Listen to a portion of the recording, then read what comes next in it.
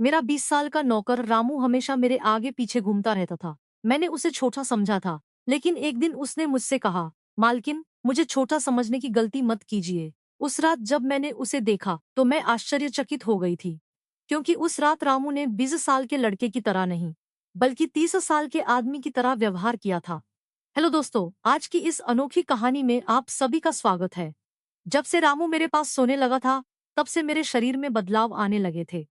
मुझे लगा था कि रामू छोटा है और उसे कुछ समझ नहीं आता होगा, लेकिन धीरे धीरे उसके असली रंग मुझे दिखने लगे।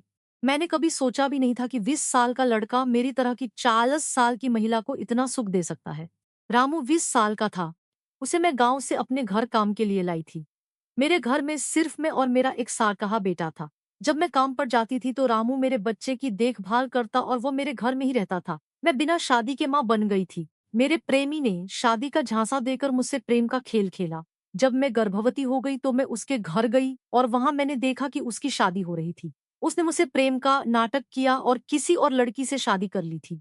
मेरे पेट में पल रहे बच्चे को मारने का मेरा मन नहीं हुआ, और जब मैंने गर्भपात कराने का सोचा तब तक समय निकल चुका था। मैं 5 महीने की गर्भवती हो चुकी थी। मेरे माता पिता ने मुझे और मेरे बच्चे को स्वीकारने से इनकार कर दिया। तब मैं अकेली रहने लगी। कई महीने पहले मैं अपने गांव गई थी, अपने दादा के 100वें जन्मदिन के लिए। मेरे दादा ने मुझे जन्मदिन का निमंत्रण भेजा था और इसलिए मैं गांव गई थी। मेरे बेटे को वहां सिर्फ मेरे दादा ने ही प्यार से गोद में लिया था। आरव उनके पास खेल रहा था। तभी ऑफिस से मेरा फोन आया और मैं कुछ देर के लिए फोन पर बात करने के लिए बाहर चली गई। जब मैं वापस आई तो मेरा आरव दादा के पास नहीं, बल्कि घर के एक नौकर के पास था। मैंने देखा कि आरव उस नौकर के पास अच्छे से खेल रहा था। मैंने अपने बच्चे को उस नौकर से लिया और वहां से जाने लगी। तभी उस नौकर ने मुझे रोका। वह कहने लगा, मालकिन, मुझे थोड़ी मदद चाहिए। मुझे पैसे की नहीं बल्कि काम की जरूरत है। उसने अपना परिचय दिया और कहा, मैं रामू हूँ। मैं इस घर में गाय भैंस के गौशाले की सफाई का काम करता था, लेकिन अब बड़े साहब गाय भैंस बेचने की बात कर रहे हैं। अगर आपके पास कोई काम हो तो दीजिए, मुझे काम की बहुत जरूरत है। मेरे माता पिता भी मजदूरी करते हैं, मुझे काम की बहुत जरूरत है। तब मैंने कहा, मेरे बच्चे की देखभाल का काम है, लेकिन इसके लिए तुम्हें शहर चलना होगा। इस काम के लिए मैं तुम्हें 8 महीना दूंगी। रामू मेरे साथ शहर आने के लिए तैयार हो गया। आरव उसके साथ अच्छे से रहता था और यह देखकर मैंने रामू को अपने घर लाने का फैसला किया। रामू तब से मेरे घर में ही रहने लगा। उसने कहा कि हर 4 महीने बाद जब थोड़े पैसे जमा हो जाएंगे तब वो अपने गांव जाएगा। रामू दिन भर मेरे बच्चे की अच्छे से देखभाल करता और घर के कामों में भी मेरी मदद करता। रामू को घर आए 1 महीना हो चुका था और इस 1 महीने में उसने मेरा दिल जीत लिया था। उसकी देखभाल से मेरे बेटे की सेहत भी सुधर गई थी। जो आरव मुझे परेशान करता था, अब वह रामू के हाथों से अच्छे से खाना खाता था। मैंने रामू को एक अलग कमरा दिया था। एक दिन रात में आरव बहुत रोने लगा। किसी भी तरह से वह शांत नहीं हो रहा था। बच्चे के रोने की आवाज सुनकर रामू मेरे कमरे में आया और उसने आरव को मुझसे ले लिया। रामू के पास जाते ही आरव शांत हो गया था। रात बहुत हो चुकी थी और आरव रामू को छोड़ नहीं रहा था, तो मैंने रामू को अपने कमरे में ही सोने के लिए कह दिया। सुबह जब मैं उठी तो आरव रामू से लिपट कर सो रहा था। उस रात के बाद से रामू आरव के लिए मेरे कमरे में सोने लगा। रामू के आने के बाद सब कुछ अच्छे से चल रहा था। रामू के काम से खुश होकर छुट्टी के दिन मैं उसे मॉल लेकर गई। वहां मैंने उसके लिए अच्छे कपड़े खरीदे और सैलून में जाकर उसकी नई हेयर स्टाइल बनवाई। रामू देखने में अच्छा था, लेकिन वो एकदम साधारण तरीके से रहता था। उस दिन मैंने उसका पूरा लुक ही बदल दिया था। उसे नए अंदाज में देखकर मैं भी खुद पर विश्वास नहीं कर पा रही थी। कल तक जो एक साधारण सा नौकर था, वह इतना हैंडसम और स्मार्ट दिख सकता है, इसकी मैंने कल्पना भी नहीं की थी। मॉल से हम घर आए तो आरव आते ही सो गया था। मैंने उसे कमरे में बिस्तर पर सुला दिया और पानी पीने के लिए बाहर जाने लगी। तभी रामू मेरे लिए पानी लेकर आया। पानी पीकर मैंने गिलास रखा और रामू मुझे तब से ही एकटक देख रहा था। जैसे ही मैंने गिलास रखा उसने मुझे गले लगा लिया। कई सालों बाद किसी पुरुष ने मुझे गले लगाया था। मैंने उसे खुद से दूर किया। तब रामू ने कहा, मालकिन, आपकी वजह से आज पहली बार मैंने खुद से प्यार करना सीखा है। जिंदगी बहुत खूबसूरत है, बस इसे जीना आना चाहिए। आज आपने मेरा कायाकल्प करवाकर मुझ पर बहुत बड़ा उपकार किया है। मैं सच में बहुत अच्छा दिख रहा हूँ।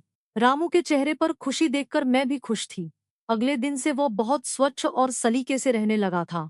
वह 20 साल का था, लेकिन गांव का लड़का होने के कारण उसकी कदकाठी अच्छी थी। वह घर में भी रोजाना कसरत करता था, उसकी लंबाई भी ठीक ठाक थी। मैंने उससे उसकी पढ़ाई के बारे में पूछा था, लेकिन उसने कहा कि अब उसका पढ़ाई से मन उठ गया है। हर सुबह ऑफिस जाने से पहले मैं अपने बच्चे को दुलार कर ऑफिस के लिए निकलती थी। आज जब मैं ऑफिस के लिए निकलने से पहले आरव को चूमने गई, तब वह रामू की गोद में था। अचानक आरव ने अपनी गर्दन घुमाई और मेरे होठ रामू के गाल पर जा लगे। मुझे बहुत शर्मिंदगी महसूस हुई। मैंने उससे माफी मांगी और ऑफिस के लिए निकल गई। शाम को जब मैं घर आई, तब भी मैं रामू की आंखों में नजर नहीं मिला पा रही थी। रामू ने आरव को खाना खिलाकर सुला दिया था, फिर हम दोनों ने साथ में खाना खाया। खाना खत्म करने के बाद मैं अपने कमरे में गई। वहां मैं अपनी दवाइयां ले रही थी। मुझे माइग्रेन की समस्या थी, उसी की दवा मैं ले रही थी। दवा लेने के बाद भी मेरा सिर बहुत दर्द कर रहा था। मैं अपने कमरे में सिर पकड़कर बैठी हुई थी। कुछ देर बाद रामू कमरे में आया। मुझे इस हाल में देखकर उसने पूछा कि क्या हुआ। जैसे ही उसे पता चला कि मेरा सिर दर्द कर रहा है, उसने मेरे सिर की मालिश शुरू कर दी। रामू की मालिश से मुझे आराम मिल रहा था। धीरे धीरे मुझे गहरी नींद आने लगी। उस रात मुझे बहुत अच्छी नींद आई थी। अगले दिन हमारे ऑफिस में ट्रेडिशनल डे का फंक्शन था और इसके लिए मैंने गुजराती लुक अपनाने का फैसला किया। मैंने घाघरा पहन लिया था, लेकिन स्कर्ट का नॉट बांधने में मुझे दिक्कत हो रही थी। तब मैंने रामू को कमरे में बुलाया और उससे नॉट बांधने को कहा। नॉट बांधते समय उसका हाथ मेरी खुली पीठ पर से गुजर रहा था। मैंने उसे छोटा समझा था, इसलिए मैंने उसे यह काम करने के लिए कहा था। मेरे पास और कोई विकल्प भी नहीं था। तैयार होकर जब मैं जाने लगी, तो रामू ने मुझे रोका और अंदर से काजल लेकर आया। उसने मेरे कान के पीछे काजल लगाया और कहा, मालकिन, अब आपको किसी की नजर नहीं लगेगी। आप बहुत सुंदर लग रही हैं। उसकी बात सुनकर मैं हंसी और चलने लगी। उस दिन शाम को जब मैं घर आई, तो मेरे साथ मेरी एक सहेली और उसका प्रेमी भी आया। रामू ने आज बहुत अच्छा खाना बनाया था। मेरी सहेली प्रिया 4-5 दिन मेरे घर रुकने वाली थी। अगले 3 दिन उसका प्रेमी भी मेरे घर पर था। अगले दिन रात को रामू ने खाना बनाया और प्रिया और उसके प्रेमी को खाने के लिए बुलाया, लेकिन वे दोनों कमरे में ही ड्रिंक कर रहे थे। प्रिया तो बहुत ज्यादा पी चुकी थी। वो खाना खाए बिना ही सो गई। उसका प्रेमी रोहन हमारे साथ खाना खाने बैठा। उसने कहा, प्राची, तुम प्रिया से भी ज्यादा सुंदर हो। रोहन के बोलते ही रामू उसे गुस्से से देख रहा था।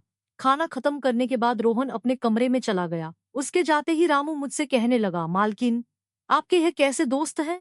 मुझे उस आदमी की बात बिल्कुल भी अच्छी नहीं लगी। तब मैंने रामू से कहा, मैं तुझे घर के सदस्य की तरह मानती हूँ। इसका यह मतलब नहीं कि तू मेरे मेहमानों से कुछ भी कहे।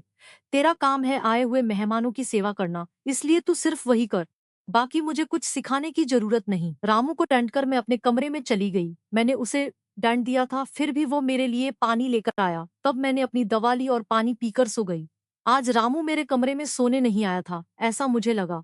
लेकिन सुबह जब मेरी आंख खुली, तो मैंने उसे अपने बगल में पाया। सुबह मेरी आंख खुली तो मेरे सामने प्रिया थी। वह बहुत गुस्से में लग रही थी। रामू को मेरे सामने लाया गया। उसके हाथ में प्रिया की ओढ़नी बंधी हुई थी। प्रिया ने कहा, तुम्हारे इस देहाती नौकर ने मेरे प्रेमी का हाथ तोड़ दिया है। रामू बस सिर हिलाता रहा और बोला, मालकिन, मैंने कुछ भी नहीं किया। रात को रोहन साहब नशे में थे, तभी उनका संतुलन बिगड़ गया होगा और वे गिर गए होंगे। रामू भला रोहन साहब पर हाथ क्यों उठाएगा? प्रिया अब भी नशे में लग रही थी, ऐसा मुझे लगा। रामू ने मेरे लिए उन दोनों से माफी मांगी। प्रिया रोहन तभी वहां से चले गए। रामू मुझसे भी माफी मांगने लगा। मुझे पता था कि उसने कुछ नहीं किया था। आज मैंने छुट्टी ली थी, क्योंकि कई दिनों से मैं बहुत व्यस्त थी। आज सोचा कि खुद के लिए थोड़ा समय निकालूं। नाश्ता करने के बाद मैं फिर से 1 घंटे के लिए सो गई। आरव भी मेरे साथ सो गया था। उठने के बाद मुझे एक कप चाय की जरूरत महसूस हुई। मैं रामू को चाय बनाने के लिए पुकार रही थी, लेकिन उसकी तरफ से कोई जवाब नहीं आ रहा था। उसे ढूंढते ढूंढते मैं उसके कमरे में गई। वहां जाकर देखा कि रामू अभी अभी नहाकर बाथरूम से बाहर आया था। उसने शर्ट नहीं पहनी थी। मैंने पहली बार उसे इस तरह देखा। रामू का शरीर बेहद मजबूत था। उसका शरीर किसी योद्धा की तरह दिख रहा था। मैं उसे टकटकी लगाकर देख रही थी। मुझे उस वक्त कोई होश नहीं था। कई सालों बाद मैं किसी जवान पुरुष को इस तरह बिना कपड़ों के देख रही थी। मैं उसे टकटकी लगाए देख रही थी। तभी रामू ने मुझे आवाज दी। वो मेरे सामने शर्ट पहनकर खड़ा था। फिर भी मैं अपनी सुध-बुध खोए उसे देख रही थी। उसने मेरी आंखों के सामने चुटकी बजाई। तब मैं होश में आई और उससे कहा कि मेरे लिए चाय बना दे। आज घर में ही थोड़ा खुद का स्किन केयर करने का सोचा, इसलिए दोपहर के समय मैं अपने कमरे में अपना पार्लर चलाने लगी। उस समय मैंने शॉर्ट्स और गाउन पहन रखा था और मैं अपने पैरों का वैक्सिंग कर रही थी। वैक्सिंग करते समय गलती से मैंने थोड़ा ज्यादा गर्म वैक्स अपने पैर पर लगा लिया, जिससे जलन हुई और मेरे मुंह से तेज आवाज निकल गई। मेरी आवाज सुनकर रामू दौड़ता हुआ मेरे कमरे में आया। उसने मेरे जले हुए पैर को देखा। उसने मेरे पैर से गसम वैक्स हटाया और वहां क्रीम लगा दी। उसके हाथ बार बार मेरे पैर पर अनजाने में फिर रहे थे और उस वक्त मेरे मन में जो भावनाएं उत्पन्न हो रही थी उन्हें व्यक्त करना मेरे लिए मुश्किल हो रहा था। रामू की नजर मुझ पर पड़ते ही मैं दर्द से कराह उठी। मुझे इस हालत में देखकर उसने कहा, भाई साहब, अब आप बस आराम से लेट जाइए। आपको जो भी करना है मुझे बताइए, मैं आपकी मदद कर दूंगा। मैंने उससे मेरे दूसरे पैर का वैक्सिंग करने को कहा। रामू ने जैसा मैंने बताया वैसा ही किया। उसने मेरे चेहरे की मसाज भी कर दी। उसके स्पर्श से मुझे बहुत आराम मिला। आज का छुट्टी का दिन मेरे लिए आरामदायक बीता। रामू में हर गुण भरा हुआ था, वह किसी भी काम में पीछे नहीं था। आज रात मैंने उसे मेरे कमरे में सोने के लिए मना कर दिया। दिन भर मैं घर में नहीं होती, कम से कम रात को तो मुझे मेरे बच्चे के साथ अकेले समय बिताना चाहिए। हर बार रामू का आना मुझे पसंद नहीं था, इसलिए मैंने उसे कमरे में सोने के लिए मना कर दिया। इस तरह दिन बीतने लगे। कुछ दिनों तक रामू के बिना आरव रात को सो नहीं पाता था, लेकिन धीरे धीरे उसने रोना बंद कर दिया। मुझे अपने अंदर कुछ बदलाव महसूस होने लगे थे। सुबह उठते ही मेरा शरीर बहुत दुखने लगता था। अचानक यह सब क्यों हो रहा है, समझ नहीं आ रहा था। कुछ दिनों में मेरी शारीरिक पीड़ा इतनी बढ़ गई कि मुझे बिस्तर से उठने की भी इच्छा नहीं होती थी। तब मैंने ऑफिस से एक हफ्ते की छुट्टी ले ली। कुछ दिनों आराम किया, शायद थोड़ा ठीक हो जाऊं। अब पूरा वक्त आरव रामू के साथ रहता था। जब उसे भूख लगती तो वह बीच बीच में मेरे पास आ जाता। आज मैं अपनी कमर पकड़कर बैठी थी। रात को रामू पानी लेकर मेरे कमरे में आया। मेरी कमर पर हाथ देखकर उसने समझ लिया कि मुझे बहुत तकलीफ हो रही है। रामू ने कहा, बाई साहब, अगर आपको कोई आपत्ति ना हो तो मैं आपकी कमर की मालिश कर देता हूँ। मेरी कमर इतनी दुख रही थी कि मैंने उसकी मालिश के लिए हाँ कर दी, लेकिन उससे पहले मैंने अपने कमरे की लाइट बंद कर दी। छोटे जीरो बल्ब की रोशनी में मेरी कमर उसे नहीं दिखेगी, इसलिए मैंने कमरे की बड़ी लाइट बंद करके जीरो बल्ब जला दिया। वह जब मालिश कर रहा था मुझे बहुत आराम मिल रहा था। मालिश करने से मेरी पीड़ा जैसे झट से गायब हो गई थी। मालिश करते समय रामू ने मुझसे पूछा, भाई साहब, आपको आरव के पिता की कभी याद नहीं आती? आप इतनी सुंदर और जवान होकर भी अभी तक अकेली क्यों हैं? उसके सवाल का मेरे पास कोई सही उत्तर नहीं था। मैंने उससे कहा कि शायद तुम्हारे सवाल का उत्तर मेरे पास नहीं है। उस सवाल पर वहीं विराम लग गया। रामू की मालिश से मुझे अच्छी नींद आ गई थी। अगले 2 दिन बाद वह तारीख थी जब मैंने अपने प्रेमी से मुलाकात की थी। आखिर वो दिन आ ही गया। उस दिन मैंने दिन भर अपने मन को किसी न किसी काम में व्यस्त रखने की कोशिश की, लेकिन रात के अंधेरे में मुझे अपने प्रेमी की बहुत याद आ रही थी। आज वो मेरे साथ नहीं था, लेकिन वो मेरे बच्चे का पिता था। आरव को देखकर मुझे रोज उसकी याद आती थी और आज मैं अपनी भावनाओं को छुपा नहीं पाई। मैं अपने कमरे में जोर जोर से रोने लगी। आरव पास में सो रहा था, इसका भी मुझे ध्यान नहीं रहा। मैंने आज अपनी दवाइयां भी नहीं ली थी। रामू पानी लेकर मेरे कमरे में आया। मुझे रोते हुए देखकर उसने मुझे पानी पिलाया। जब मैं शांत हुई तो उसने मुझे दवाइयां दी। मेरे रोने की आवाज से आरव हल्का हिलने लगा। वह जाग ना जाए इसलिए रामू मुझे अपने कमरे में ले गया। वहां जाकर मैंने उसे कसकर गले लगा लिया। ऐसा लग रहा था कि मैंने अपना होश खो दिया था। मेरा रोने का कारण सुनकर रामू भी शांत हो गया था। वह लगातार मेरे आंसू पोंछ रहा था। रोते रोते मैंने उसका कंधा पकड़ लिया। धीरे धीरे मैंने उसे और करीब खींच लिया। मैंने उससे कहा, रामू, आज की रात मैं तुम्हारे साथ बिताना चाहती हूँ। तब रामू ने कहा, भाई साहब, मैं अभी छोटा हूँ, मुझे कुछ भी नहीं आएगा। उसकी बात सुनकर मैंने उसे और पास खींच लिया। उस रात मैं उसके कमरे में थी, लेकिन सुबह जब मैं उठी तो वो मेरे पास नहीं था। उसकी शर्ट वहीं पड़ी हुई थी। जब मैं बाहर गई तो मैंने देखा कि रामू मेरे बच्चे को दूध और बिस्किट खिला रहा था। मुझे आरव का ख्याल नहीं आया था, लेकिन रामू ने नहीं भुलाया। उसने हम दोनों माँ बेटे को खुश कर दिया था। रात की थकान के बाद मैं सुबह देर से उठी थी। दिन भर रामू ने मुझसे नजरें नहीं मिलाई। आज प्रिया मुझसे मिलने घर आई थी। वह रामू की तरफ देख भी नहीं रही थी। रामू ने उसे पानी दिया और कमरे से बाहर चला गया। थोड़ी देर बातें करने के बाद प्रिया जाने लगी। जाते समय उसने मुझसे कहा, जितनी जल्दी हो सके अपने नौकर को यहाँ से निकाल दो। वह दिखने में जितना मासूम लगता है उतना है नहीं। उसकी बात का मैंने खास ध्यान नहीं दिया। रोज की तरह रात को खाना खाने के बाद रामू ने मुझे पानी का गिलास मेरे कमरे में लाकर दिया और उसने आरव को भी सुला दिया था। आरव आज बाहर हॉल में झूले में सो रहा था। रामू उसकी देखभाल कर रहा था। मैंने अपने कमरे की लाइट बंद कर दी और सो गई। कुछ समय बाद मुझे आरव की आवाज सुनाई दी। उसकी आवाज से मेरी नींद खुली। मैं उठने वाली थी कि तभी उसकी रोने की आवाज बंद हो गई। कुछ समय बाद मुझे अपने कमरे का दरवाजा खुलने की आवाज सुनाई दी। मैं चुपचाप सब देख रही थी। रामू मेरे कमरे में आया था। उसने मेरे पास आकर यह देखने की कोशिश की कि मैं सो रही हूं या नहीं, और फिर उसने मेरा मोबाइल उठाया। उसकी वो खोजबीन देखकर मैंने जल्दी से कमरे की लाइट ऑन कर दी। मुझे जागता हुआ देखकर वह चौंक गया। मैंने उसके हाथ से अपना मोबाइल छीन लिया।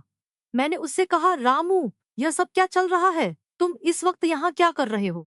वो कुछ नहीं कहकर वहां से जाने लगा, लेकिन मैंने उसे इतनी आसानी से छोड़ने का इरादा नहीं किया था। मैंने उसे उसका वीडियो दिखाया जिसमें वह प्रिया के बॉयफ्रेंड पर हाथ उठा रहा था।